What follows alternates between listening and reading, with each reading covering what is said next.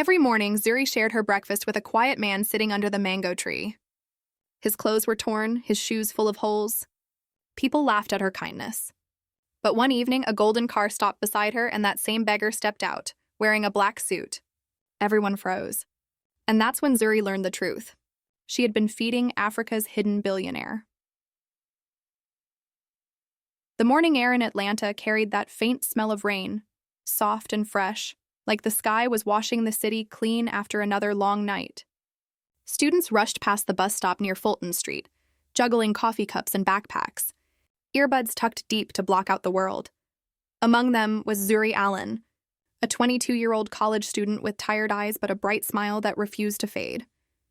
Every morning, she stopped at the same bench, an old wooden one that stood under a tall oak tree, its branches hanging low like a green umbrella. She always carried her lunchbox and a paperback novel with a folded corner. Under that same tree sat a man. His clothes were worn out, faded jeans with torn knees, a gray hoodie that had seen better days. He sat quietly, his back slightly bent, a sketch pad on his lap. Sometimes he drew, sometimes he just watched the traffic flow like waves on an invisible ocean. Most people ignored him. Some crossed the street to avoid him. Others whispered. But Zuri noticed something different. There was a calm in his posture. Not desperation, not the hollow look she'd seen in other people living rough. This man had dignity even in silence. Every morning she would see him look up when the sun rose, close his eyes and whisper something to himself, as if greeting the day. Zuri didn't know his name. The first time she tried to greet him, her voice got caught in her throat. "Good morning," she said softly, placing her book beside her as she waited for the bus. He looked up and smiled faintly. "Morning," he replied, his voice deep and kind. Then he went back to drawing in his sketch pad. From then on, that small exchange became their ritual. Zuri wasn't from money. Far from it.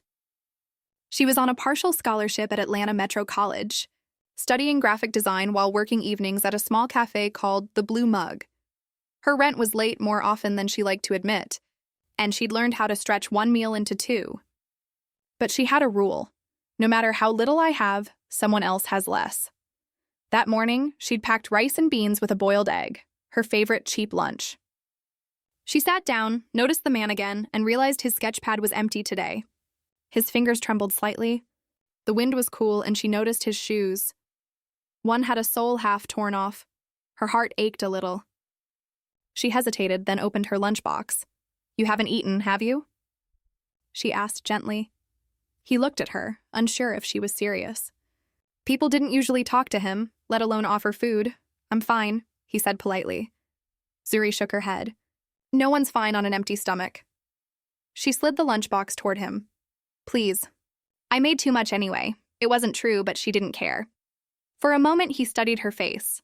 Honest, kind, curious. Then slowly he accepted it. "Thank you," he said, almost in a whisper, and took a small bite like someone tasting food for the first time in days. Zuri smiled. "You draw?" He nodded, pointing at the sketch pad. "Mostly buildings, streets, faces. The city has too many stories to tell." She peeked at his sketches, delicate pencil lines, detailed and alive. He had talent. Real talent. "They're beautiful," she said. He smiled for the first time, a real smile that reached his eyes. "You think so?" "I know so," Zuri said. "I study design." "You've got an artist's soul." He laughed softly, and for a moment they forgot who was poor, who was rich, who had a bus to catch. Over the next few weeks, Zuri made it a habit. Every morning she stopped by the bench with extra food, sandwiches, leftover rice, sometimes coffee if she could afford it. They talked about everything: books, the city skyline, art, and dreams. He told her about how people used to call him Mr. K back in another life, though he never said what that meant. When she asked about his family, he just looked away and said, "Sometimes distance is love." Zuri didn't push. She knew pain when she saw it. The people around them, however, noticed. Her classmates teased her relentlessly. Zuri feeding her mystery man again, they would laugh. "She's gonna end up on TikTok, from broke to beggar love story." She ignored them. "Let them talk," she told her friend Tia, who rode the bus with her sometimes. "They don't understand kindness doesn't have a price." Tia just shook her head. Girl, kindness doesn't pay rent either, Zuri laughed. Maybe not, but it feeds my soul. One morning, it started to drizzle. Zuri ran under the oak tree, holding her notebook above her head. The man was there, of course, his hoodie soaked. She sat beside him and shared half of her sandwich. Why do you always sit here? She asked softly. He glanced at the road. Because this was my first view of freedom, he said. Zuri frowned. Freedom from what? He looked at the rain falling through the branches.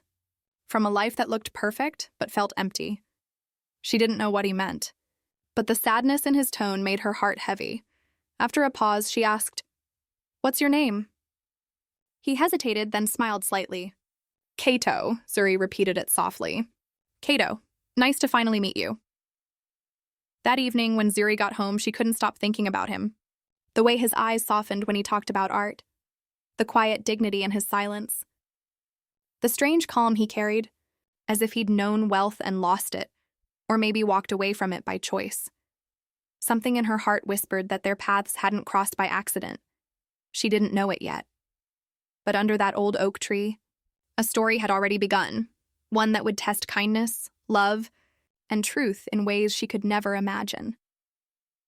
The week after Zuri first offered her lunch, the small ritual at the oak tree settled into a quiet rhythm.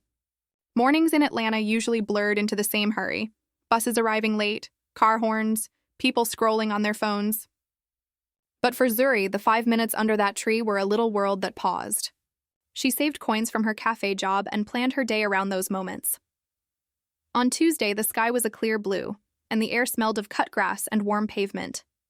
Zuri carried her old lunchbox, the lid dented, edges taped, and felt a strange flutter in her chest as she approached the bench. Kato was already there. He had his sketch pad and a small pencil tucked behind his ear like any other artist. He looked up, surprised to see her early. I made coffee today, she said, handing over a paper cup whose cardboard sleeve read, The Blue Mug. The coffee was mostly milk. She had taken the rest for herself. Kato took the cup with both hands like it was a small treasure. When he sipped, his eyes closed. It was a simple thing, and Zuri smiled because it felt like giving someone something bright in a gray morning. She opened her lunch and nudged it toward him. Rice and beans, a boiled egg she had saved, a small piece of plantain. It was not much. She knew how thin her pockets were. Rent notices waited like weathered letters on her kitchen table. But giving felt right. Kato's hands were gentle. He lifted the spoon and ate slowly, as if tasting every bite. He seemed embarrassed by the pleasure of it. You didn't have to, he said, voice low.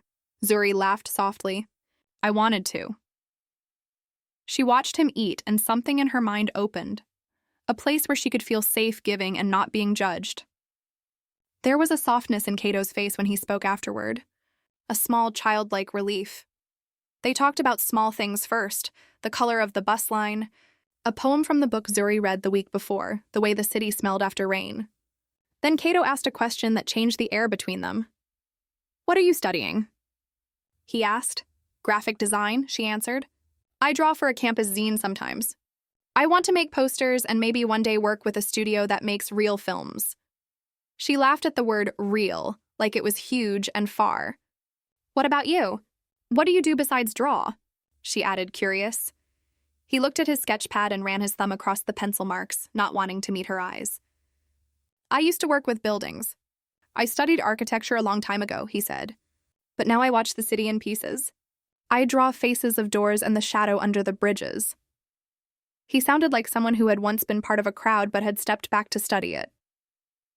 Zuri pressed her lips together. So you know design too. She admired his hands, covered in small graphite smudges, the knuckles a little rough, hands that looked like they had touched both fine paper and rough pavement. Kato nodded, then asked quietly, Why do you give me food? The question stopped her. She had never been asked in such a simple way. Students often joked about her generosity, called it naive or dramatic. This was the first time a quiet man had asked, without judgment, only curiosity. Because you looked hungry, she said. Because when I was younger, my mother taught me, if you have a little, share a little. It keeps your heart from getting cold. Kato studied her face. The morning light made a small glow behind her hair. For a moment, he seemed like someone walking into a past memory. He reached into his jacket pocket and pulled out something wrapped in a small, faded napkin. What is that? Zuri asked, surprised. He smiled shyly and placed the small bundle on the bench between them. It was a small square of thread and beads, nothing expensive but carefully done. He held it like a secret. "I made this for you," he said. "It is not much, just a little thing my mother showed me once." The way he said, "my mother," made Zuri realize he had someone gentle in his life somewhere, even if she was not with him now. Zuri took the bracelet in her hand. It was soft, warm from being held, and the beads caught the sunlight like tiny stars. She felt an odd rush, a feeling that life sometimes gives you small gifts when you are least expecting them. "You didn't have to," she repeated. "Touched."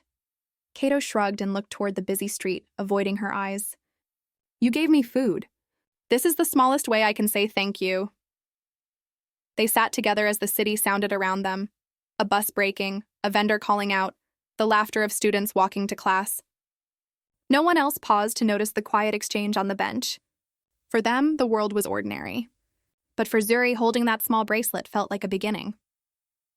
After a few minutes, she asked more questions. "Do you draw for money sometimes? Maybe I can help you find a place to show your work." Cato's laugh this time was soft and almost embarrassed. "I don't want money for drawing, not really," he said. "Money changes things. When I draw, I want honesty. When people pay, they want neatness. I like the mess of truth." Zuri tilted her head. "The mess of truth?" He nodded. "Yes, sometimes a polished picture hides the cracks. The mess shows the life underneath." He tapped his sketchpad with a finger. "Maybe that is why I like drawing here." The bus arrived and students hustled on. Zuri knew it was time to go to her first class. She stood, packed away her lunch, and slipped the bracelet onto her wrist. It was a silly thing, perhaps, to let such a small gift mean so much. But it did.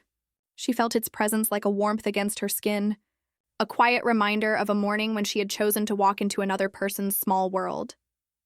As she walked away, she heard Cato say her name softly, Zuri. She turned and saw him watching her, the sketchpad closed but held close as if it were a book of secrets. She waved and smiled. In the week to come, simple things would become important. The way he drew a corner of the roof that reminded him of home. How he kept a small cigarette but rarely lit it. How he always made room for someone else when he sat. That first shared meal did not change the world. Her rent notice still waited on the kitchen table. The cafe still needed hands for the busy evening shift. But the bench by the oak tree had become something else. A place that taught Zuri that sometimes a small meal is not just food.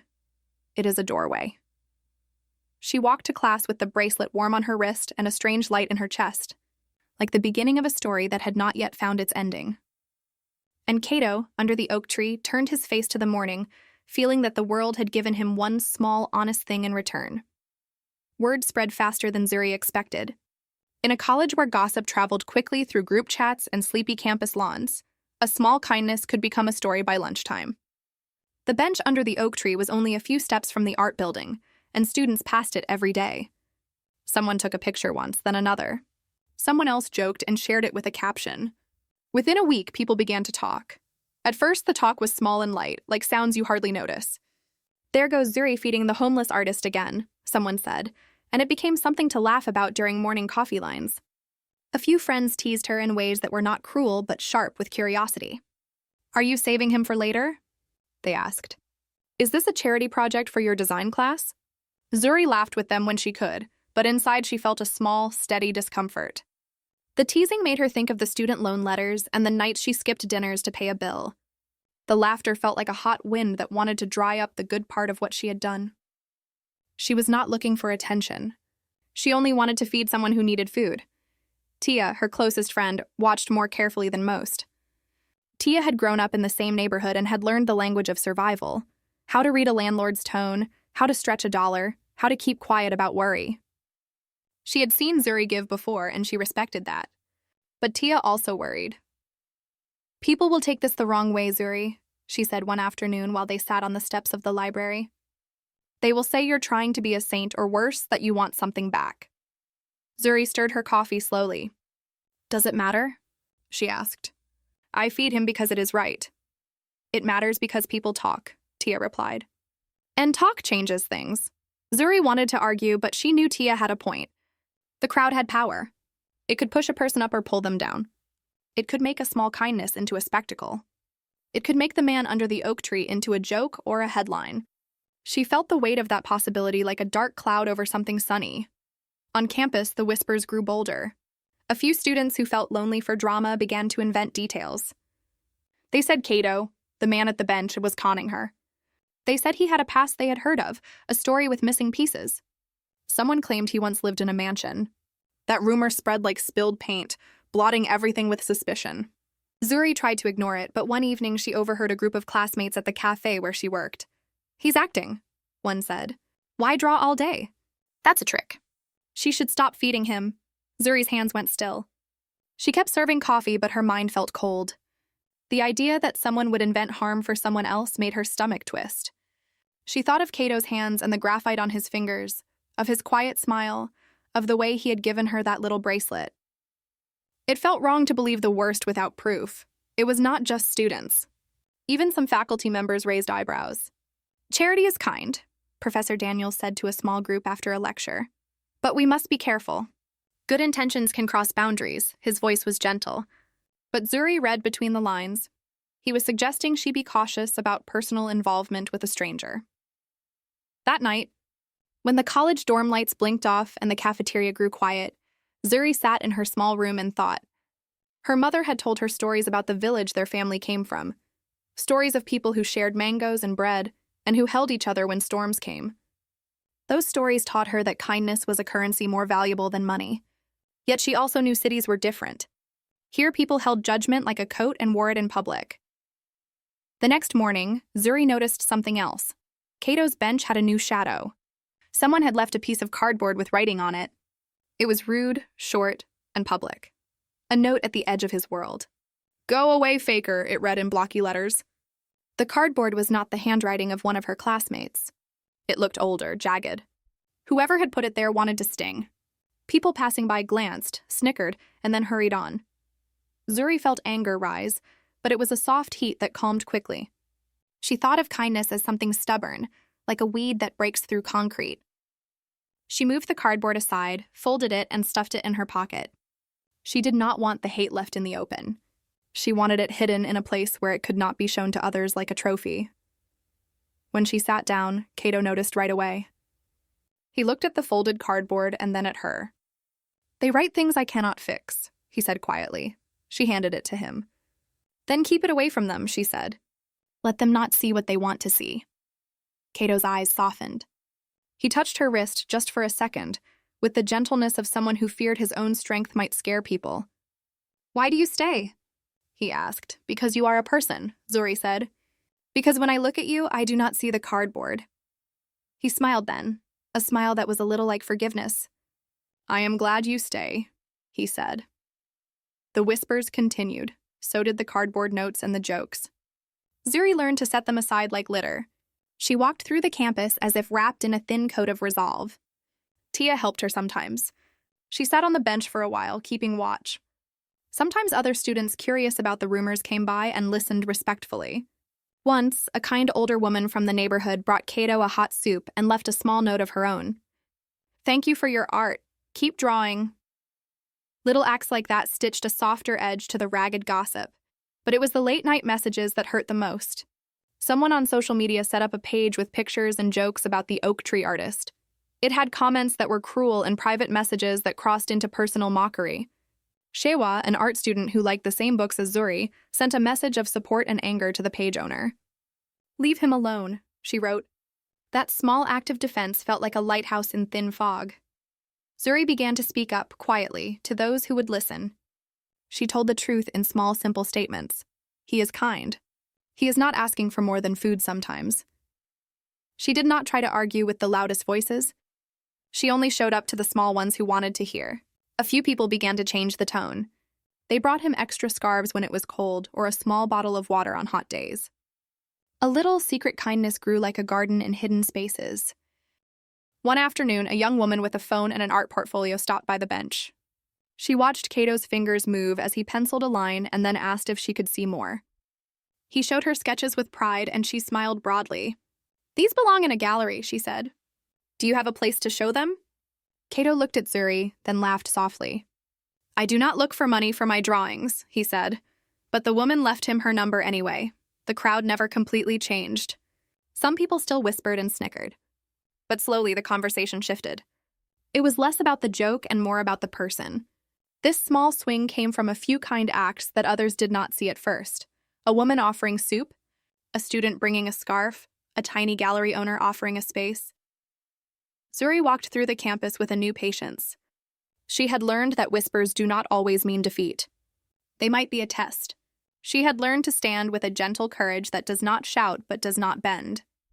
And at the center of it, under the old oak tree, Cato continued to draw, his fingers tracing the city's secret edges as if mapping a path that would one day lead him and Zuri beyond the curious crowd. The first chill of autumn drifted through Atlanta like an early whisper of winter. The air turned dry, and the oak tree near Fulton Street shed its leaves one by one, covering the old bench in soft gold. The city's rhythm had slowed a little, and the sunlight now arrived later, slipping between the buildings like a secret visitor. Zuri wrapped her scarf tighter as she walked from her apartment to the bus stop. Her mornings had become a pattern of peace. She would leave home before dawn, carrying her sketch pad and a small lunch, and stop at the bench to meet Cato. Some mornings they barely spoke. They didn't have to.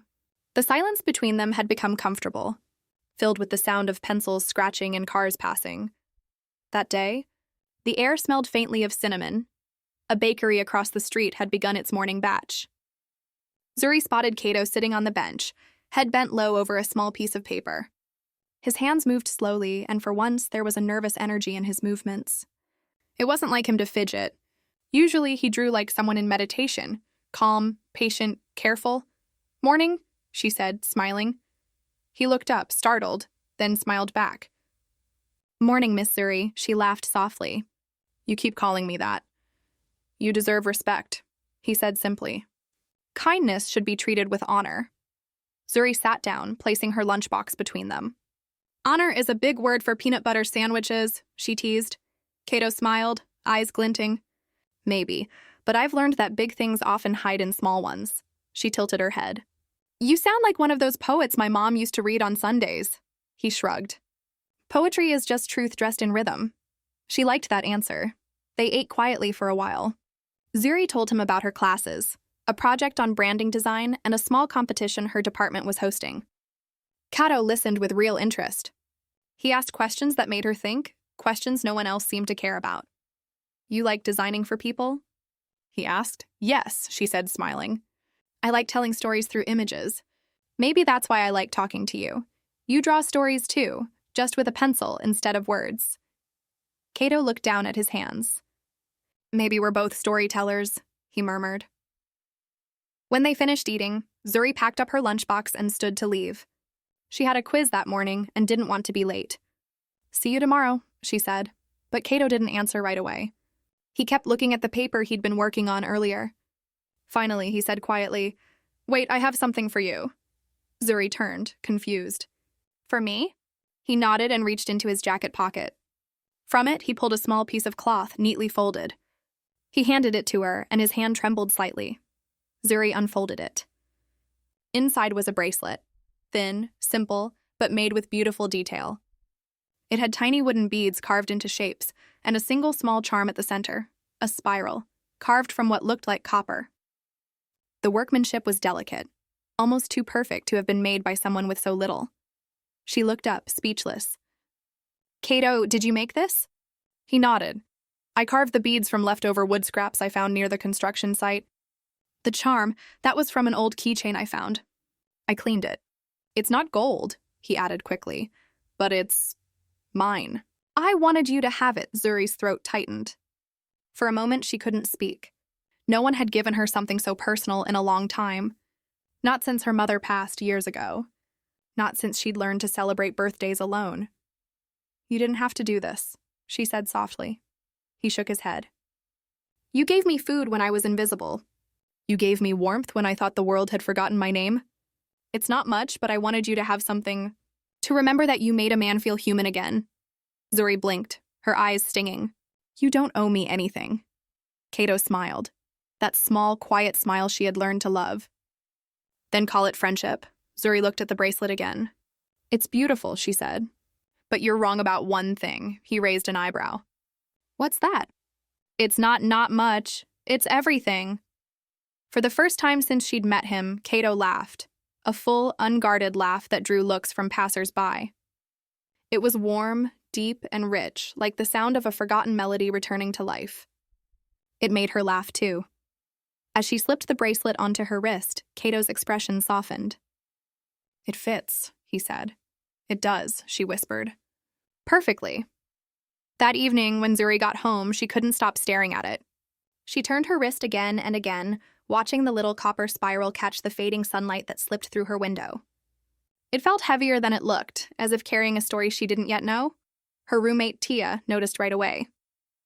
"Girl, where did that come from?" she asked, leaning against the door with a grin. "Don't tell me your mystery man finally proposed?" Zuri threw a pillow at her. "Stop, it's just a bracelet," Tia laughed. "Sure, just a bracelet made by the guy who lives under a tree and somehow makes jewelry better than Tiffany & Co. Sounds totally normal." Zuri smiled, but didn't respond. Deep down, she knew there was something strange, not bad, just mysterious, about Cato. He never asked for help beyond food. Never talked about where he slept. Never mentioned family, friends, or plans.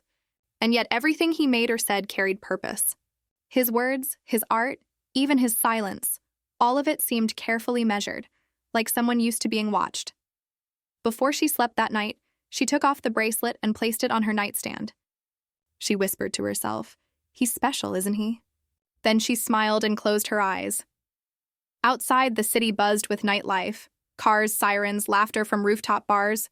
But inside that small apartment, time seemed still. The bracelet glimmered softly in the dark, the copper charm glowing faintly in the moonlight like an ember that refused to die. And miles away, under the same oak tree, Cato sat alone with his sketch pad open. He had drawn Zuri's face, the curve of her smile, the way her hair caught sunlight. Below it, he had written a single line in small, careful letters. "Kindness doesn't ask where you come from. It only asks who you are when no one sees." He stared at the drawing for a long time. Then he closed the book, placed it carefully beside him, and leaned against the bench with a quiet sigh. For the first time in years, his heart felt something he thought he had lost, a reason to hope. The week after Zuri received the bracelet, the campus seemed to breathe differently. Autumn pushed further into the city, painting the sidewalks with orange leaves that blew in slow spirals. Zuri moved through her days with a quiet joy she could not quite name. The bracelet at her wrist was a small warmth against the cold, a secret she kept to herself between classes and shifts at the Blue Mug. On a Tuesday morning, rain came soft and steady, as if the sky wanted to wash away small things and begin again.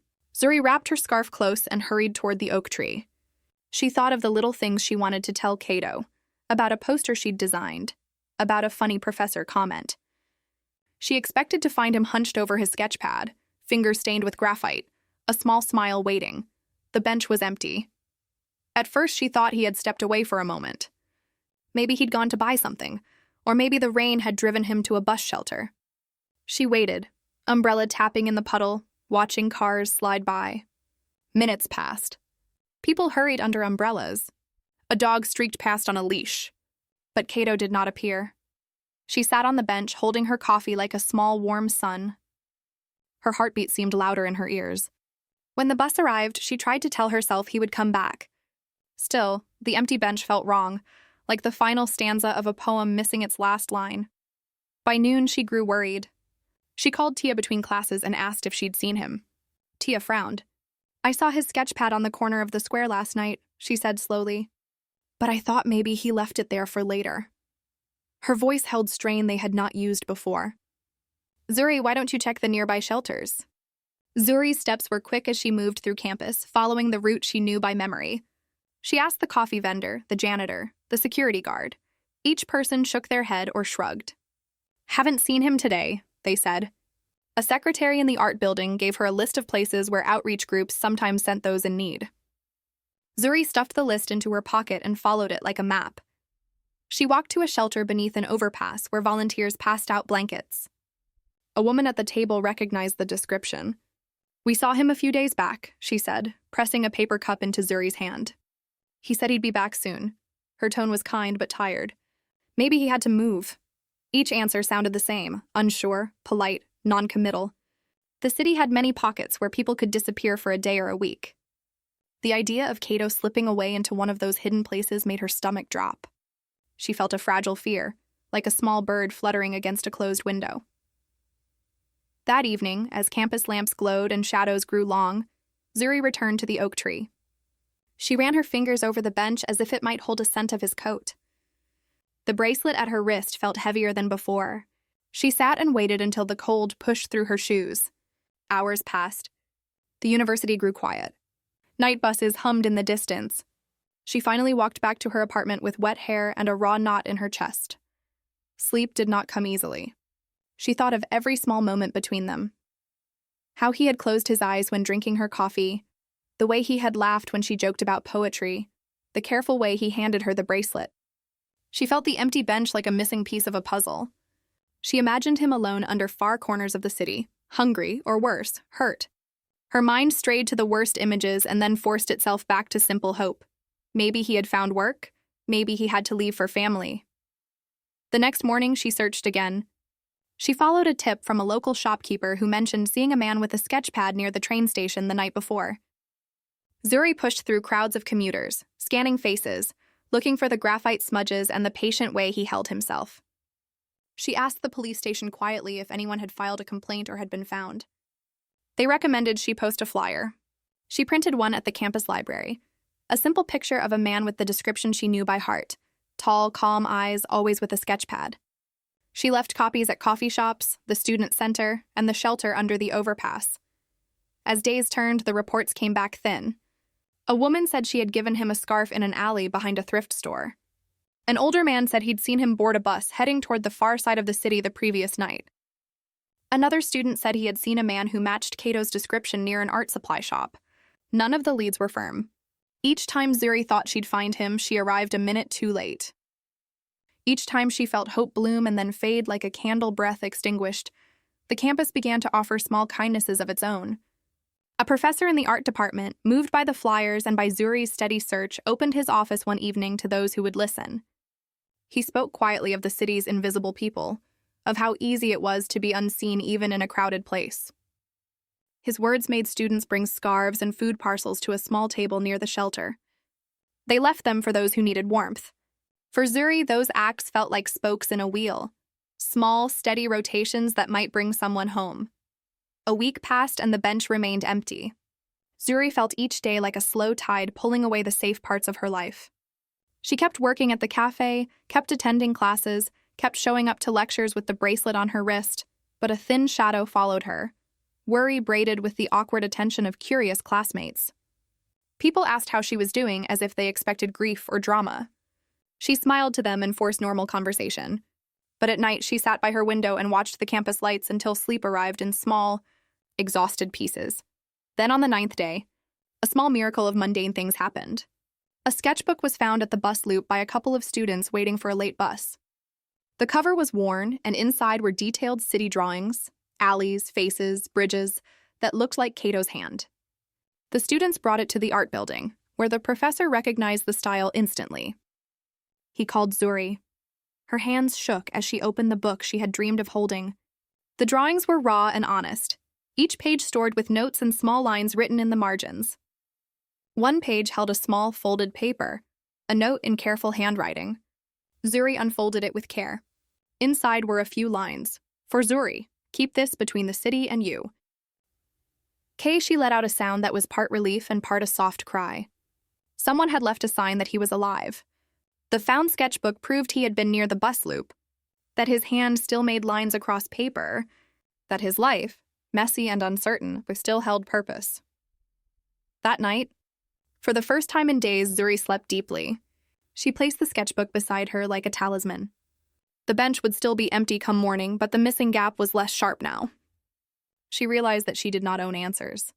She could only care and keep faith that the city, with all its hidden corners, would bring Cato back to the place where kindness had first met him. The next morning, she went to the bus loop, sketchbook in hand, and sat down on the bench under the oak tree. Leaves rustled. Students walked by, glancing with curiosity.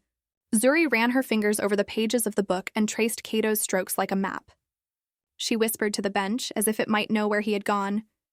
"Come back, Cato." The city listened, in its own slow way, not with answers, but with a gentle promise that some stories take their time. The leaves turned crisp by the next week, and the air carried that early bite that made people walk faster, collars raised. Atlanta glimmered beneath the gold of mid-autumn, a city full of movement, noise, and stories crossing paths without ever touching. Zuri had started to accept that Cato might never come back. She told herself she'd done her part, that life had to move forward. Still, she passed the oak tree every morning. She couldn't help it. She said good morning to the empty bench, half as a joke, half as prayer. The city, however, had moved on without waiting. The art competition she'd entered weeks ago was coming up. She'd worked day and night on her submission, a minimalist poster about human connection. Her classmates were excited, and even Tia had stopped teasing. "Maybe this'll be your big break," she said one night over noodles in their small apartment. Zuri smiled, tired but hopeful. It'd be nice if something finally went right. When she looked at the finished poster, two hands reaching across a gap of color, their fingertips not yet touching, she thought of Cato's words. Big things often hide in small ones. She wondered where he was if he'd see it one day. The morning of the competition, Zuri dressed neatly, tucking her braid under a scarf and sliding on the bracelet Cato had made. She rubbed the small copper charm like a worry stone. It had become a ritual before anything important. She left early to catch the bus, the sun only a pale ribbon above the skyline. The air buzzed faintly with that electricity cities have before something happens. She didn't notice it at first, the sleek black sedan idling by the curb across the street. Or the man leaning against it dressed too neatly for that block. Zuri waited by the oak tree as usual.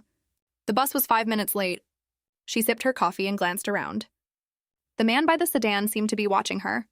She looked away quickly, uneasy. Then the car door opened.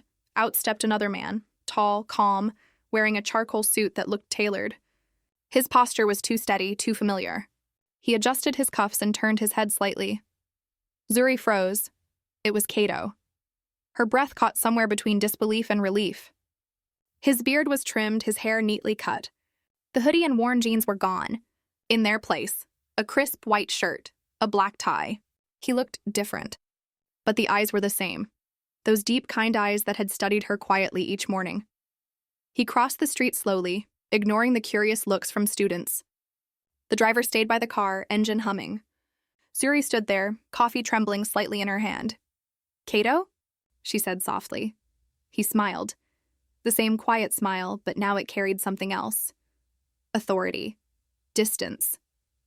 "Hello, Zuri," he said, voice low and calm, her heart hammered. "Where have you been? Everyone thought, I thought—" She stopped. He glanced toward the oak tree. "I had to take care of something," he said simply.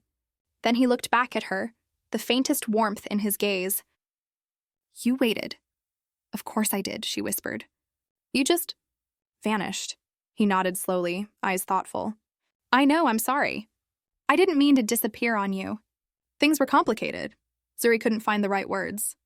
The moment felt unreal. The man she'd fed sandwiches and coffee now standing before her in a suit that cost more than her month's rent. The car behind him gleamed under the morning light, quiet proof that something in the story had shifted. "Why are you dressed like that?" she asked finally, her voice shaking a little. "What's going on?" He hesitated, then motioned toward the car. "There's a lot I need to explain, but not here. Would you come with me?" The question hung between them like a dare. Zuri blinked. Every instinct in her screamed to be careful. She barely knew who he was anymore. And yet, the way he looked at her, gentle, steady, as if he'd been waiting for this moment too, softened her fear. "Just for a ride," he added quickly, seeing her hesitation. "I'll bring you back. I promise." Something inside her whispered, "Go." "All right," she said finally, her voice barely audible. Cato nodded once, a trace of relief passing across his face. He opened the car door for her, a small gesture that made her cheeks warm. She slid into the seat, the smell of leather sharp and new. The driver glanced at her politely through the rearview mirror, then pulled into traffic. Zuri's pulse raced as the city blurred past. "Where are we going?" she asked. "To my home," Cato said quietly. "There's something you should see." They drove for almost half an hour, leaving the busy blocks behind. The buildings grew taller, cleaner, the streets wider. Zuri realized they were heading into one of the wealthier neighborhoods, a part of town she'd only ever seen in magazines or from a distance. Finally, the car turned onto a quiet street lined with tall trees and iron gates. They stopped before a wide driveway guarded by 2 marble lions. The gate swung open automatically. Zuri's breath caught. The house beyond it wasn't a house, it was an estate. White stone walls, trimmed hedges, glass windows reflecting the morning sun. A fountain glittered at the center, water catching light like diamonds. Cato stepped out first and waited for her. She followed slowly, her shoes tapping the clean stone. "Where are we?" she asked. "My home," he said simply. She stopped. "Your home?" He turned to face her. Yes, the world tilted for a moment. Zuri looked at the mansion again, trying to match it with the man who used to draw buildings on worn paper, who accepted sandwiches with shy thanks. It didn't fit. "I don't understand," she said. You told me you lived near the shelters." "I did," he said. "For a while. But not because I had to." The truth began to take shape in her mind, but it was too big to hold all at once. "You're not," she began, her voice barely a whisper. "You're not a beggar." Cato's gaze met hers. "No," he said quietly. "I'm not." He stepped closer, his tone steady but soft. "My name isn't just Cato, it's Cato Mwangi. I'm the owner of Mwangi Developments. My family, they built much of this city's skyline." Zuri stared, speechless. Her fingers tightened around her scarf. You're a billionaire." He gave a small, almost guilty smile. "Some people use that word, yes." The air felt heavy. She took a step back, trying to process the impossible. "You were pretending? All this time?" Cato's expression darkened with regret. "Not pretending, searching. I walked away from this life a year ago. I needed to know if kindness still existed in a world built on money. I wanted to live simply, see people for who they are, not for what they want." He looked at her intently. "And then I met you." Zuri's heart pounded. Her mind wrestled with disbelief and the flicker of something else, something she didn't want to name. "You lied to me," she said quietly. "I hid the truth," he corrected gently. "Because I needed honesty.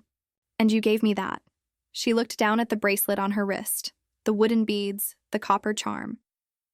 The pieces suddenly made sense. They weren't scraps. They were symbols. A man trying to remember simplicity. Tears filled her eyes. "I don't know what to say," she whispered. Cato stepped closer but didn't touch her. "You don't have to say anything. Just know that meeting you reminded me what humanity looks like, and I owe you more than I can ever repay." Zuri shook her head. "I didn't help you for that." "I know," he said softly. "That's why it meant everything." Inside the mansion, the air smelled faintly of lilies and cedar. Zuri followed him in silence, eyes wide as servants greeted them politely.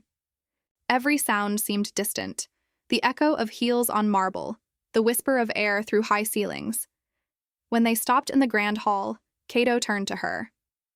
"I want to show you where kindness belongs, Zuri," he said. "Not under trees, but inside walls like these." She didn't know if he meant it as a promise or an apology, but she knew one thing: her life, and his, would never be the same again. The mansion felt like a different country. It rose from the ground in polished stone and glass, with high ceilings and wide staircases that curved like frozen rivers. Crystal chandeliers hung from the ceiling, sending soft light across rooms full of art and history. Servants moved quietly, their footsteps gentle on rugs that matched the color of the sunrise. Zuri walked slowly, every small sound loud in her ears. She kept her hands folded in front of her, as if that might stop her from touching things she did not belong to. Cato moved beside her with the easy stride of someone who knew every hallway by heart. Yet there was a hush in him now that she had not heard before, a carefulness like someone holding a secret that must not spill. They reached a large dining room where a long table was set for many guests. Plates glittered, napkins folded into small white sails. A woman stood with her back to them as if she had been waiting. Her hair was tied in a tight, severe bun. She wore a silk dress the color of wet charcoal. When she turned, Zuri felt a cold shock go through her. This was Aisha Mwangi, Cato's older sister. Her face was sharp and polished, the kind of face that told you she was used to being obeyed. Her eyes measured Zuri like a jeweler appraising a new stone, careful, quick, and without warmth. She gave a small, almost contemptuous smile and said, So this is the girl you have been feeding? Cato placed a careful hand on Zuri's arm, a quiet anchor. Yes, he said simply. This is Zuri Allen. Aisha's smile did not soften. You should know, Cato, that appearances matter here. We have responsibilities. Her voice was light but full of meaning. Guests will come. The board will be watching. Zuri felt her cheeks heat. She had imagined meeting family in 1,000 ways, but never like this. Under the scrutiny of a woman who already decided her fate. Don't be rude, Cato said. But his voice had the tired edge of someone who had argued this point 100 times. Aisha turned to him and folded her hands. I am not being rude.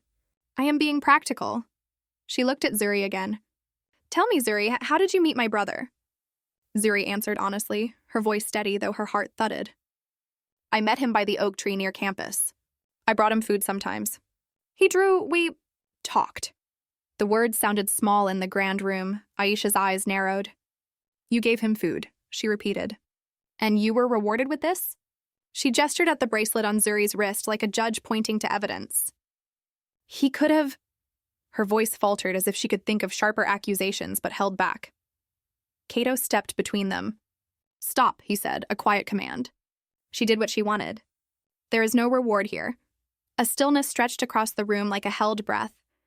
A few servants shuffled, trying to be invisible as polished silver. A grandfather clock in the corner ticked a steady rhythm that seemed to count Zuri's pulse. Aisha turned to the servant standing by the door. Tell Mr. Hassan, the estate manager, I will see him in the study.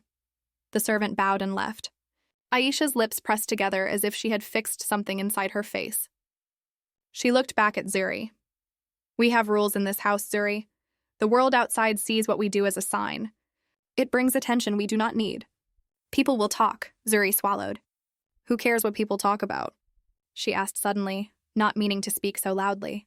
Aisha's look cut through the room. We do. She spoke with the certainty of someone used to power. Reputation is not a thing you gamble with. It is a thing you protect.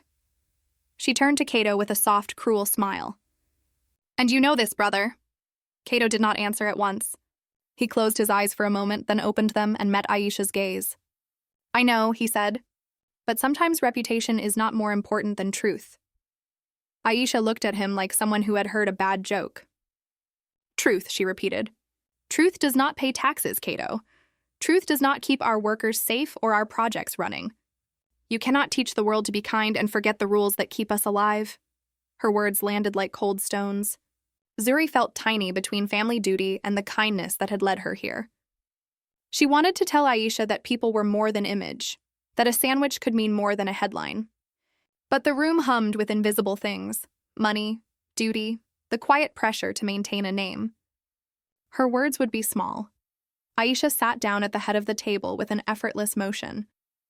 Cato pulled out a chair opposite and guided Zuri to a place beside him. Servants brought food and poured a wine that smelled like summer fruit. Conversation started, polite and careful, until the door to the study opened and Mr. Hassan entered, a man in his 50s with a tired face and eyes like a ledger. He carried a small leather folder. Aisha's face took on a sharper line when she saw him. You are right on time, she said icily. Sit. Mr. Hassan bowed, placed the folder on the table, and opened it with the practiced motion of someone who gives bad news slowly and carefully. He pulled out papers, contracts, lists, a report. There's a problem with the Glenmore site, he said. Safety inspections were missing paperwork. If this gets out, the board will question approvals. Aisha's eyes hardened. I told you, she said to Cato without looking at him. We cannot allow any scandal. Cato's face paled. For a moment, Zuri could see the weight of decisions in his jaw, the burden of a family name and a business that helped shape the city. He looked at Zuri then, and his eyes asked a question she was not ready to answer. What does this have to do with me? She asked softly, more to herself than anyone. But Aisha heard, and her stare sharpened. It has everything to do with it, Aisha said.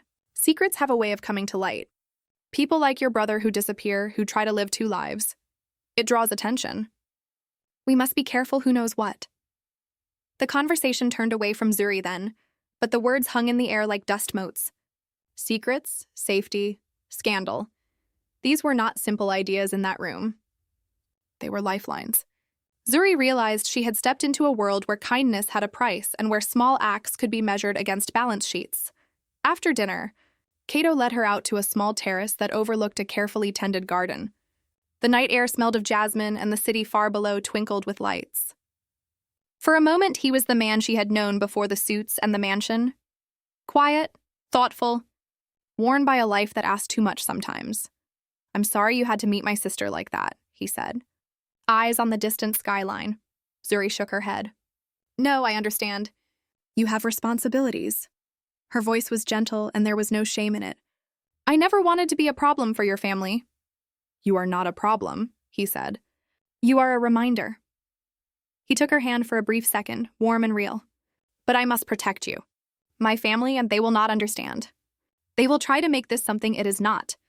Zuri looked at him, feeling both fear and something else. A strange, fierce loyalty. For all the mansion's secrets and the cold eyes of its owner, she knew she had seen the real man under the oak tree. She said quietly, "Then let them try. I will not run." Cato's face changed, relief and admiration mixing together. "You are braver than most," he said. "Thank you." They stood there a long while, watching the city breathe beneath them. The mansion of secrets held its breath too for a moment, as if considering whether to protect this small light or snuff it out. The night answered with distant traffic and the soft rustle of leaves, and somewhere inside a quiet promise took shape. They would face the storm together, however fierce it might be. The next morning, the mansion awoke early. The air smelled of polished wood and brewing coffee. Sunlight poured in through the wide windows, spilling gold across marble floors. Zuri stood at the balcony, watching the quiet city below. Atlanta looked peaceful from up there. Cars like toys, people like ants, everything small and distant. It was beautiful, but she didn't belong to it. Not yet. She touched the bracelet on her wrist, feeling its small beads press against her skin. Last night still played in her mind. Aisha's sharp words, the cold politeness of dinner, the way Cato's calm voice cracked just slightly when he said, "I'm not pretending." She believed him. But belief didn't make the situation easier. She had stepped into a world that measured worth by the square footage of a house and the price of a watch. And she was a girl who measured worth in small things: a shared lunch, a sketchbook, a smile. When she came downstairs, a maid guided her toward the breakfast room. Cato wasn't there yet. Instead, Aisha sat at the long glass table, dressed immaculately, sipping tea. Her expression was unreadable, polite, distant, like a portrait that had learned to hide emotion. "Good morning," Zuri said softly. Aisha's eyes flicked up. "Good morning," she replied, then set down her cup. "I trust you slept well." "Yes, thank you," Aisha smiled faintly. "You're very polite." "I like that," she paused. "But politeness is often wasted on this family." Zuri frowned slightly. "I'm sorry?" Aisha looked past her toward the garden, her gaze far away. "My brother hides many things," she said. "He means well, but he doesn't understand that good intentions can destroy a name faster than malice." Zuri stood quietly, unsure if Aisha was warning her or testing her. Aisha turned back, eyes sharp. "You think kindness is simple, don't you? That it's pure and clean. But kindness, Miss Allen, can be the seed of ruin in the wrong soil." Zuri met her stare. "I don't believe that. Kindness doesn't destroy people. Lies do." Aisha's mouth twitched, not quite a smile. "You speak bravely for someone who doesn't know what this house has buried." Before Zuri could reply, the door opened. Cato walked in wearing a dark navy suit. He looked tired, as if he hadn't slept much. He greeted his sister quietly, then turned to Zuri. "Good morning," he said softly. "Can I steal you for a moment?" Aisha raised an eyebrow but said nothing. Cato led Zuri through a hallway lined with photographs. Most showed buildings, skyscrapers, bridges, schools, all stamped with the name Mwangi Developments. Others showed family portraits. A stern-looking man with silver hair, Aisha beside him, Cato younger, smiling awkwardly. He stopped before one photo, a construction site in the distance, workers wearing hard hats, steel beams rising against the sky. "This was one of our biggest projects," he said quietly. "The Glenmore complex. My father's dream." Zuri studied it. "It's beautiful," she said. "But you look sad in it," he nodded. "Because that building wasn't finished." "Not properly." He hesitated, then turned to face her. "Something happened at that site 5 years ago. Something we never told the world. Her chest tightened. What happened? Cato's voice dropped low. There was an accident. A section of scaffolding collapsed. Several workers were hurt. One man died. The investigation found safety violations. Missing paperwork. Faulty equipment. He exhaled slowly. It was my responsibility. I was project lead. Zuri's eyes widened. You? He nodded once. Yes, it was my mistake. I should have double-checked the contracts. But I trusted a supplier who cut corners to save money. When the accident happened, my father made it disappear. The family lawyers paid settlements, the press was silenced, and He swallowed. I left. I couldn't live with the guilt. Zuri's breath caught. So that's why you disappeared from this life. He nodded again, looking toward the photo as if it could forgive him. Yes, I gave away everything, took some money in cash, and walked away. I wanted to understand what it meant to start over. To live like the people I had failed. He turned to her, eyes pleading. That's when I met you. I was broken, Zuri, but you saw something good in me when I didn't see it in myself. You made me remember that I was still human. Zuri's throat ached with emotion. She wanted to be angry that he had hidden this from her. But more than that, she felt sorrow for the weight he had carried. You were trying to make peace, she said softly. He nodded. And maybe I finally can. But even as he said it, footsteps echoed in the hallway. Aisha stood by the doorway, her presence sharp as glass. So, she said, arms folded, you finally told her. Cato's jaw tightened. You were listening? Someone has to, she said coldly. The board has already begun to whisper. The Glenmore files are being reviewed. If this comes out, it won't just ruin you. It will ruin all of us. I don't care, he said. Isha's eyes flashed. You should. Father cared, I care. This company feeds thousands of families. You think your guilt gives you the right to destroy that? Zuri stepped forward before she could stop herself. He's not destroying anything. He's trying to be honest. Aisha looked her over with cool disdain. Honesty doesn't fix broken bones, Miss Allen. It doesn't rebuild trust in investors. It only exposes weakness. You wouldn't understand. Zuri's voice trembled, but she didn't back down. I understand more than you think.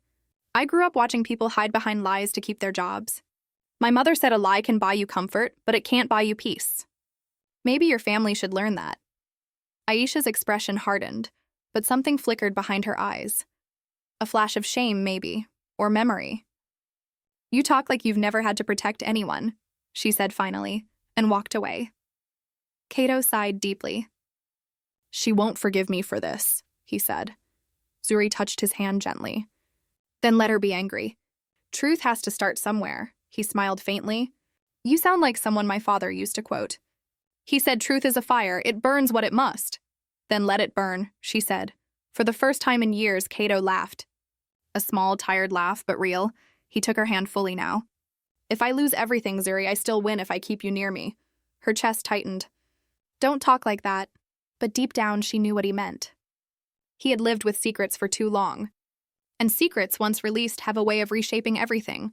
Families, fortunes, hearts. As they stood together by the old photograph, sunlight poured through the window. The city glittered below, alive and indifferent. Somewhere out there, news waited to break, and the past waited to return. Zuri looked at Cato, and a thought crossed her mind like a quiet warning. The truth can set you free, but it can also set fire to everything you love. News travels differently in the world of money. A whisper in a boardroom can become a headline. A legal paper can summon microphones. Within days of Cato's confession to Zuri, the Glenmore file had been noticed by someone who kept careful watch over the company's past. A quiet inquiry turned into a formal review. Meetings went late into the night. Lawyers read sentences like weather reports, predicting storms. Zuri watched the slow tide of consequences with a tightness in her chest. She had expected trouble when Cato told her the truth. She had not expected the speed with which the family would be pulled under it.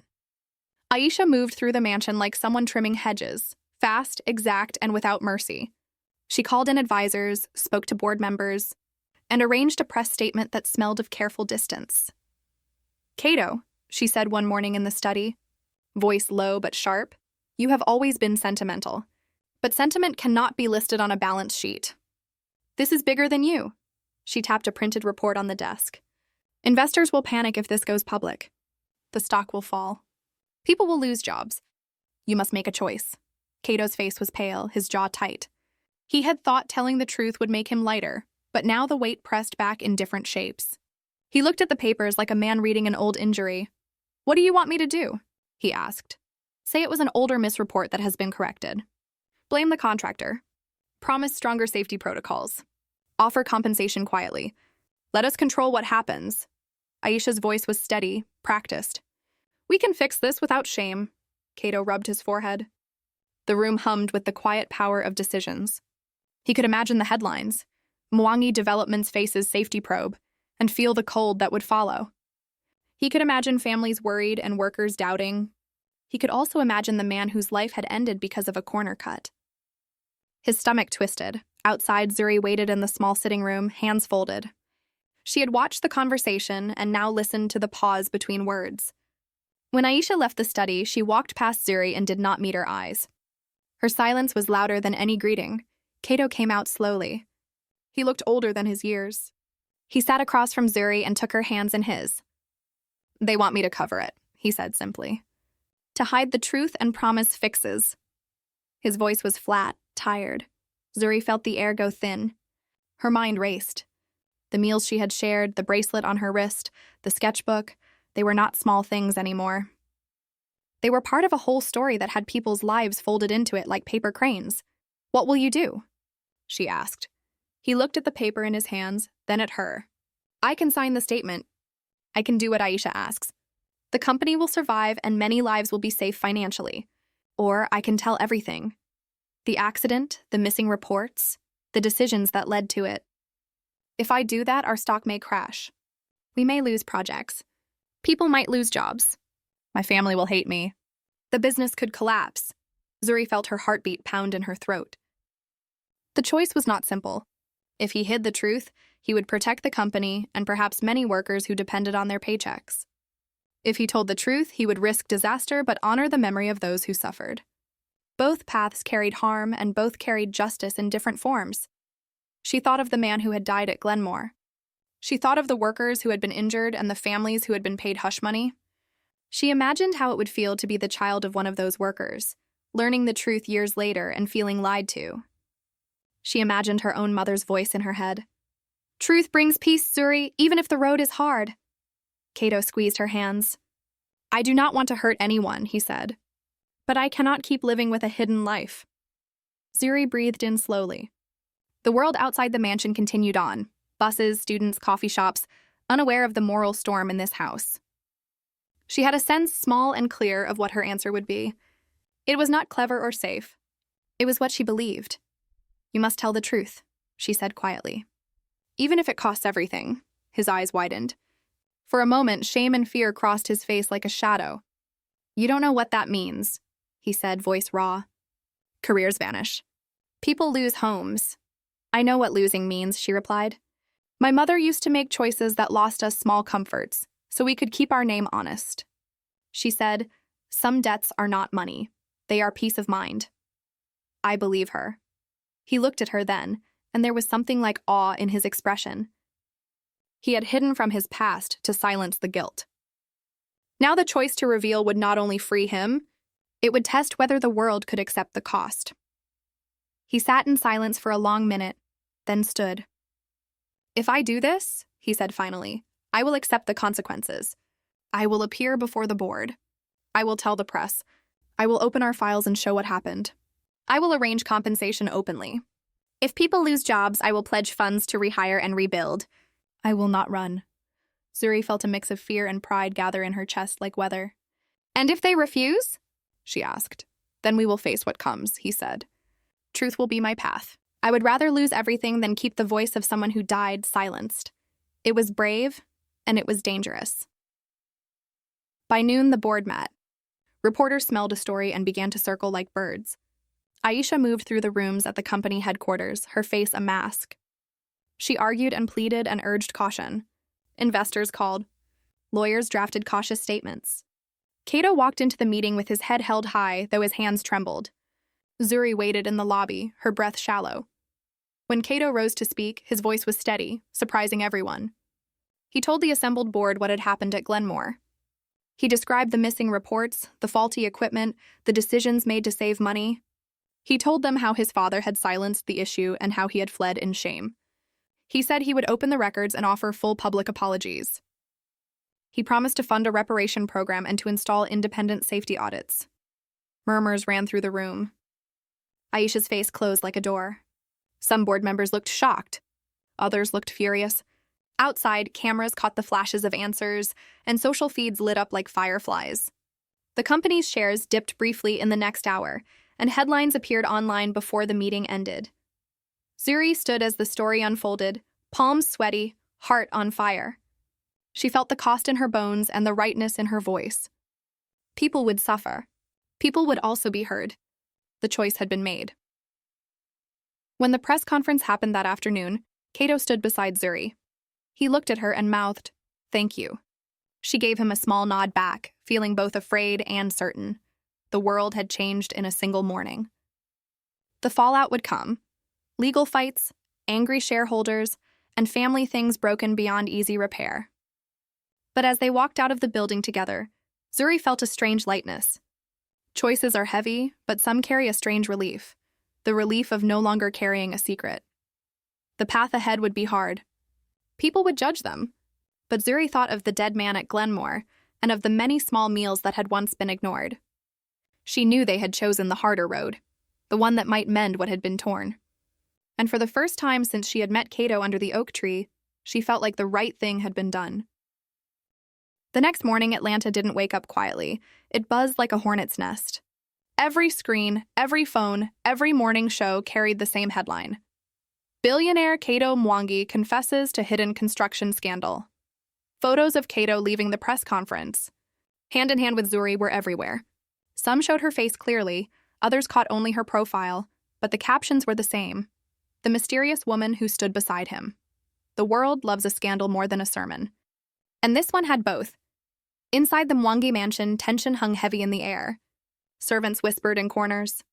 Phones rang and rang, lawyers, journalists, investors. Aisha stood by the grand window in her silk robe, arms folded tightly. She hadn't spoken since dawn. When Kato entered the room, she turned slowly. "You've done it," she said, her voice calm but sharp. "You've burned everything." Kato looked exhausted. His tie hung loose, his eyes red from lack of sleep. But his shoulders were straight, his voice even. "No, Aisha," he said softly.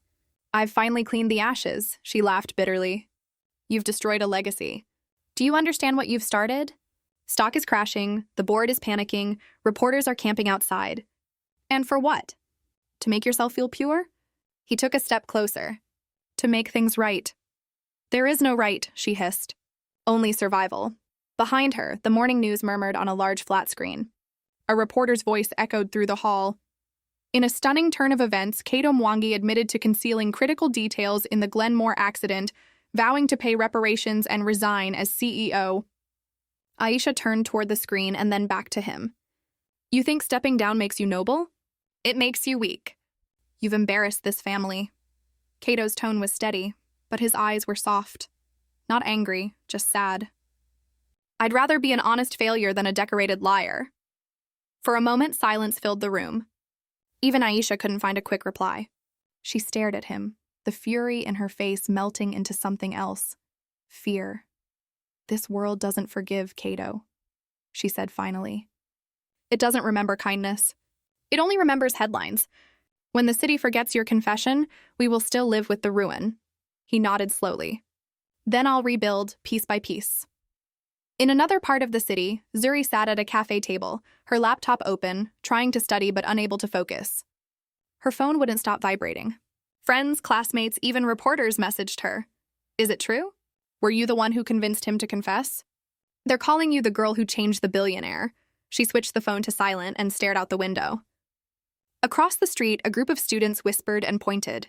She pulled her scarf higher. She hadn't wanted this kind of attention. She had wanted the truth. Not fame, not photographs, not internet stories that turned something sacred into something entertaining. Tia slid into the seat across from her, holding 2 coffees.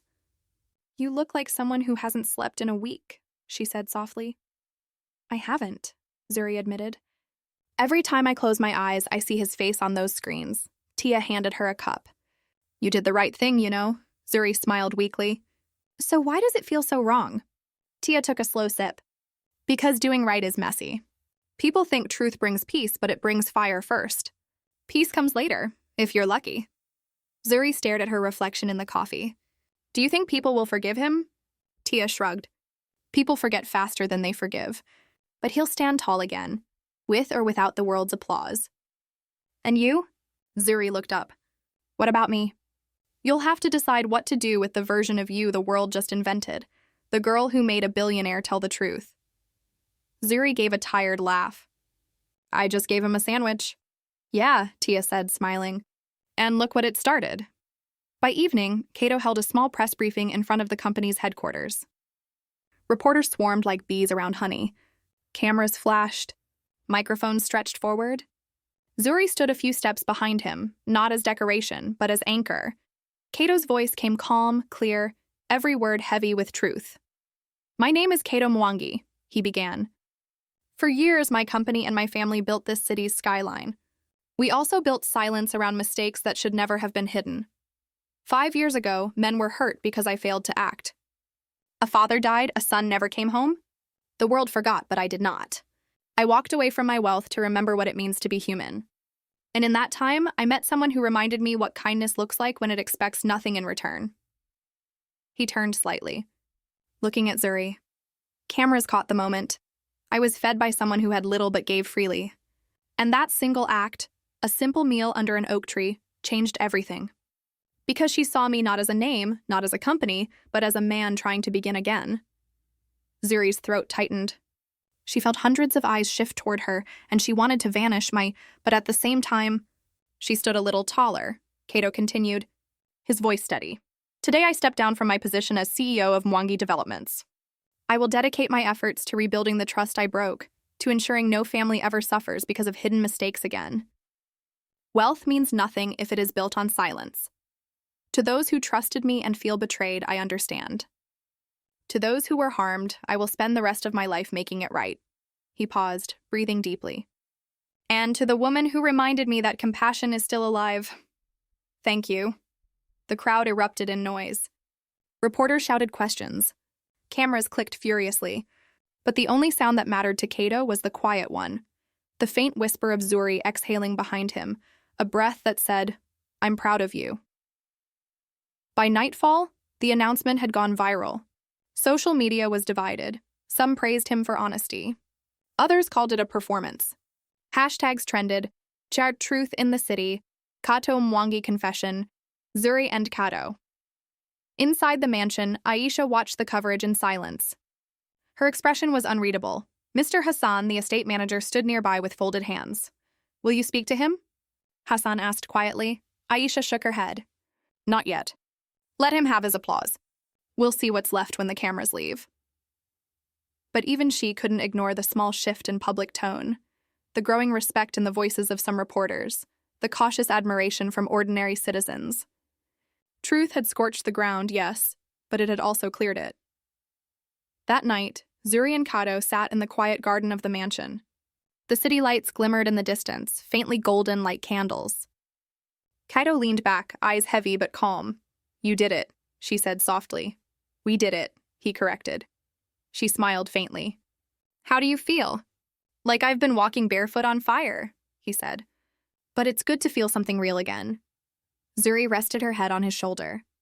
Real hurts sometimes, he nodded. So does love. They sat there under the night sky, silent for a long time. In the distance, the city hummed, restless, alive, and maybe, just maybe, a little bit kinder than before. Months moved slowly after the storm. The first heat of headlines faded, but the effects of truth did not leave quickly. Lawsuits began, investigators asked questions, and the company's accountants spent long nights with red pens. Workers at some sites worried for their pay.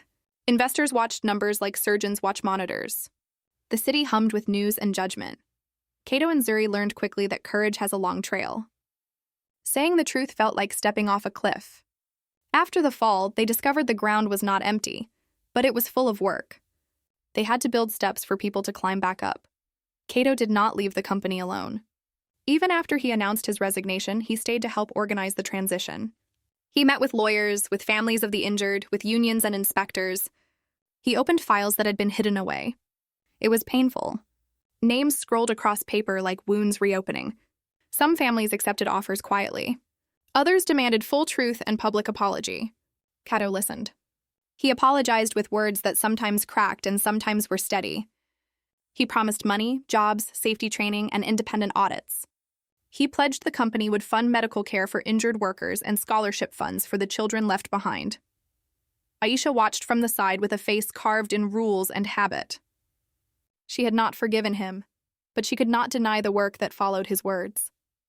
She met with board members, cut budgets, and reorganized operations. She fought hard to keep the company alive. It was not simple. People lost jobs. Investors left. But there were also new workers hired for safety checks and community programs. The world was messy, not clean, like a painting with both bright and dark strokes.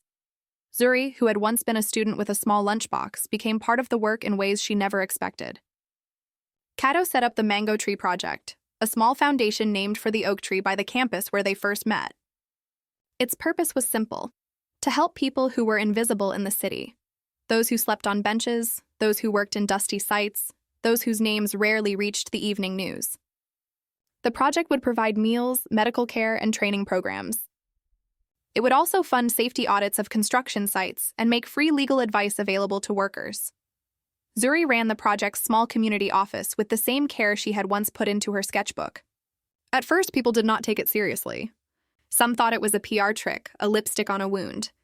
Others came quietly, asking for help with housing, or a scholarship, or a small loan to start a cart. Zuri listened to them all. She learned how to write grant requests and how to manage a tiny budget. She learned to speak politely with city officials and to keep her temper when donors questioned the cost of a coat for a sleeping man. The Mango Tree Project set up a free clinic in an old storefront. Volunteers painted bright murals on the walls, pictures of hands reaching, of buildings with open doors. Cato worked with engineers to build safer scaffolding. He funded training programs that taught workers how to inspect their own sites for danger. The work was not fast, but it was steady. Several families received long overdue compensation.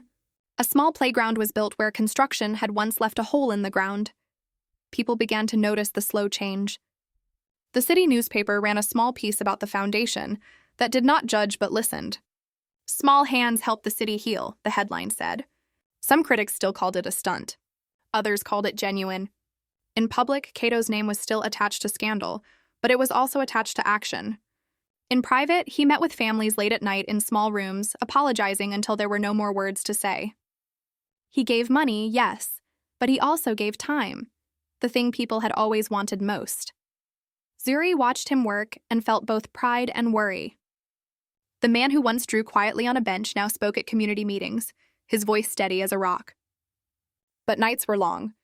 There were calls in the middle of the night from lawyers and angry investors. Cato took them all, but at times his shoulders seemed smaller, like someone carrying sandbags that never stopped filling. Tia remained by Zuri's side. She helped run community events, made trips to the clinic, and organized students to make food packs. Some of Zuri's classmates returned to volunteer, offering skills in graphic design, accounting, and social media. They painted flyers and served soup and learned, slowly, that the person behind a story was more complex than a caption. Aisha remained a storm. She ran the company with strict hands and kept meeting with the board late into the night. Yet even she could not ignore a small change. One afternoon, she visited the Mango Tree Project with a quiet purpose. She walked through the small clinic and watched a child receive stitches and a worker receive a new safety helmet. She did not clap or smile. She only watched. When she left, she did not speak to Cato for 2 weeks, but later she sent a small donation, controlled, private, like someone placing a stone in a river to see if it made a ripple. Not all days were hopeful. A lawsuit from a family whose son had died pressed hard. The company's stock continued to fall and rise in uneasy waves. Investors complained. Some workers lost jobs in reorganization. Cato made mistakes in public relations and in judgment. Zuri found herself angry when a voucher for medical care was delayed by paperwork or when a promised rehire did not happen. There were late nights sitting by a whiteboard, drawing flowcharts of tasks to make sure promises were kept. Through it all, the Mango Tree Project kept a small practice. They listened. They recorded names carefully and followed up. They traced a worker's injury back to a supplier and wrote letters until someone answered. They offered public meetings where families could ask questions openly. It was simple, honest work. People began to trust them slowly because they could see evidence: helmets on heads, small scholarships given, a repaired roof over a child's room. The hardest tests were not public. They were personal. Cato's family refused to speak to him at times. Aisha's eyes held a cold when she saw him in public. Old friends who once called him for brunch did not return his calls. Yet some workers came to his defense, saying they had met him personally and knew he was trying. The city's opinion became a patchwork of voices. The test of time was not a single day of falling. It was the long period of proving you meant what you said. One winter evening, as snow threatened in the hills beyond the city, Zuri sat on the bench by the old oak tree for the first time since the scandal. She wore a thick coat, and the bracelet Cato gave her shone under dull light. Around her, people moved with purpose. Some volunteers from the project handed out hot soup to a line of men and women. A child laughed as he ran with a small paper kite. A worker from Glenmore, now hired as a safety inspector by the foundation, waved at her. Cato walked up quietly and sat beside her. He looked tired, but his eyes were steady. He did not speak immediately. He watched the volunteers handing out food, then turned to her and said, "We have done some good." Zuri smiled, leaning her head on his shoulder. "Yes, but there is more to do," he nodded. "There is always more." They sat in silence, listening to the small sounds: a kettle boiling, a volunteer's soft laugh, a child's footsteps. Time had tested them. They had both been broken in different ways. Now, they needed to be mended with patience, with steady work, and with the simple truth that mistakes can be righted if people insist on being honest. Under the oak tree, people had once only met for a sandwich. Now they met to plan change. The test of time continued. But for Zuri and Cato, the slow work mattered more than the loud words. They learned that rebuilding trust was not a speech or a headline. It was 1,000 small actions, steady as rainfall, each one adding up until the ground changed. Winter melted into spring, and the first warm rain returned to Atlanta. It came softly one afternoon, falling in gentle sheets that turned the sidewalks silver. The sound of rain against windows filled the city. A slow, steady rhythm that felt like forgiveness washing over everything. Zuri watched it from the small office of the Mango Tree Project. The window fogged as the air turned damp. She sipped her tea and looked around the modest space. Shelves lined with reports, drawings by local children, and photos of construction workers smiling beside new safety gear. A small plaque hung near the door, where kindness met truth. It was simple, carved from wood, and donated by a craftsman the foundation had helped months before. Every time Zuri looked at it, she remembered the first day, a girl with a lunchbox, a quiet man on a bench, and a meal shared under an oak tree. Life had changed so much since then, yet somehow the rhythm of it felt the same. The work was tiring but meaningful. Some days ended with tears, others with laughter. The foundation had expanded. There was now a team of 10 volunteers, 3 part-time staff, and a handful of donors who believed in second chances. Still, Zuri never got used to the new attention. People sometimes recognized her at cafes or bus stops. "Aren't you the girl who fed the billionaire?" they'd ask. She always smiled politely and said, "I'm just Zuri." When the rain thickened that afternoon, the door opened and a familiar figure stepped inside, tall. Umbrella dripping, coat darkened by water. Cato. He looked tired, as always, but his smile was warm. His eyes had softened with time, less sharp, more human. The weight of public shame had changed him, not broken him. He carried a small paper bag in his hand and set it gently on her desk. "Lunch," he said. "Thought I'd return the favor this time." Zuri laughed, her eyes brightening. "I should have known you'd never stop trying to pay back that one sandwich." He shrugged playfully. "You gave me more than food. You gave me a place to begin again."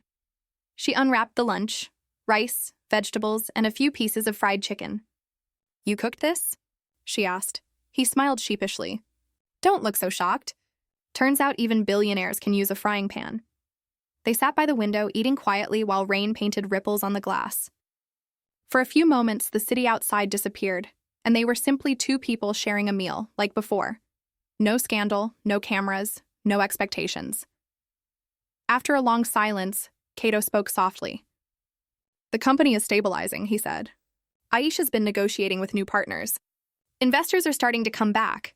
Zuri looked up, surprised. Really, that's good news, he nodded. She even visited one of our safety programs last week. Didn't tell me beforehand. Just showed up, walked the site, talked to workers, Zuri smiled. And? She didn't yell, he said, chuckling. That's progress. They laughed quietly together. It had been months since Aisha last spoke to Zuri directly. But things were changing, slowly, carefully. The city, once harsh with judgment, had begun to forgive in whispers. People saw the Mango Tree Project's results and began to speak of it as something sincere. Newspapers started using words like integrity, rebuilding, redemption.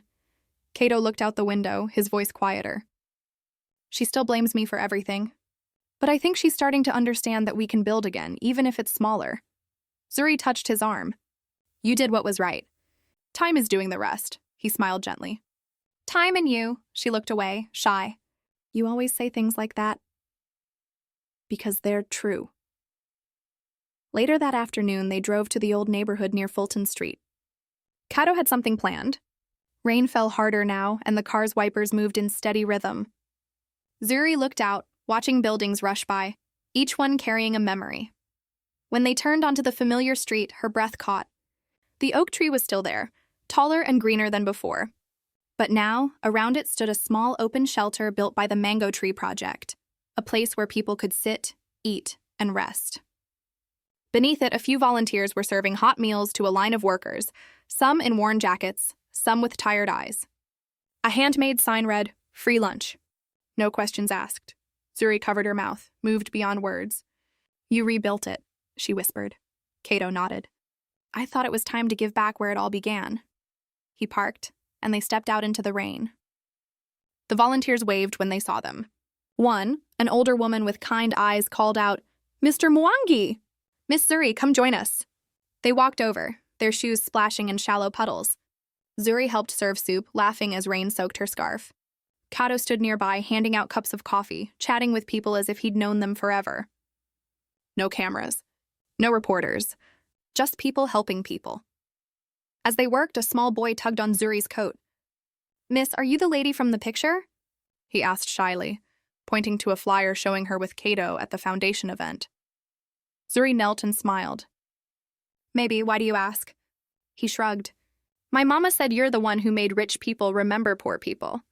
Zuri's eyes softened. She glanced at Cato, who was listening from a few steps away, smiling quietly. Your mama's wrong, Zuri said gently. It wasn't me. It was everyone who believed kindness still matters. The boy grinned, grabbed his cup of soup, and ran back to his mother. The rain began to slow. Clouds thinned, and the golden light of late afternoon touched the puddles. Volunteers finished their shift, waving goodbye. Soon only Zuri and Cato remained under the oak tree. They sat together on the same old bench, the one that had started everything. The wooden seat had been repaired, varnished, and carved with an inscription, Where kindness met truth. Cato ran his hand across the carved words, tracing each letter slowly. Feels like yesterday, he said softly. You walking up with that lunchbox? Zuri smiled. You pretending not to be starving? He laughed, a sound that still melted the space between them. I wasn't pretending to be hungry, he said. I was pretending not to need someone. She looked at him with warmth that came from deep understanding. And now? He turned toward her. Now I know that needing someone isn't weakness. It's what makes us human. A soft silence followed, not empty but full. The kind of silence that holds years of shared struggle, laughter and pain. The rain stopped. Drops clung to the leaves, glittering in the low sun. Zuri leaned her head on Cato's shoulder, the way she used to when the nights were heavy with doubt. We've come far, she whispered. He nodded. And we still have farther to go. They sat there until the city lights began to flicker on, one by one. Cars passed. The world moved. But for that small stretch of time, it felt like nothing existed except the two of them, the bench, and the whisper of water dripping from leaves. Steady, healing, alive. The rain had returned to the place where their story began, not as storm or sorrow, but as blessing. The morning light came soft and steady, as if the city had learned to breathe again. Atlanta woke slowly, sunlight spilling between buildings and painting the streets gold. For Zuri, the morning felt different. Not because anything grand had changed overnight, but because she felt lighter inside, as if a heavy coat had finally been set aside. The Mango Tree Project office buzzed with quiet work. Volunteers moved calmly through the small space, packing food kits, calling families, setting up a class schedule for safety training. Outside, the repaired bench by the oak tree waited like an old friend.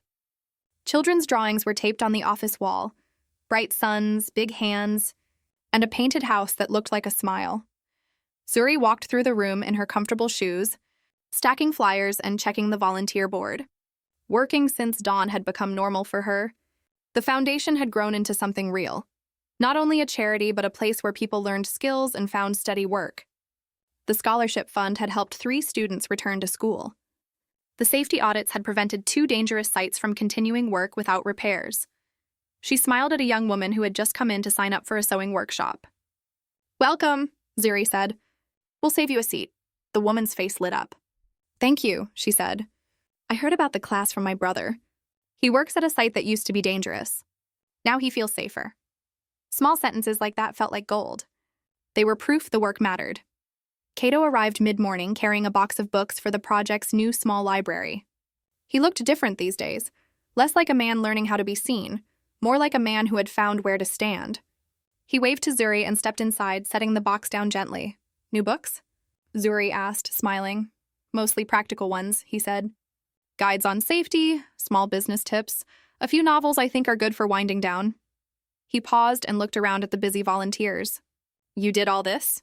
"We did it," she corrected, though she knew he would disagree. "You helped."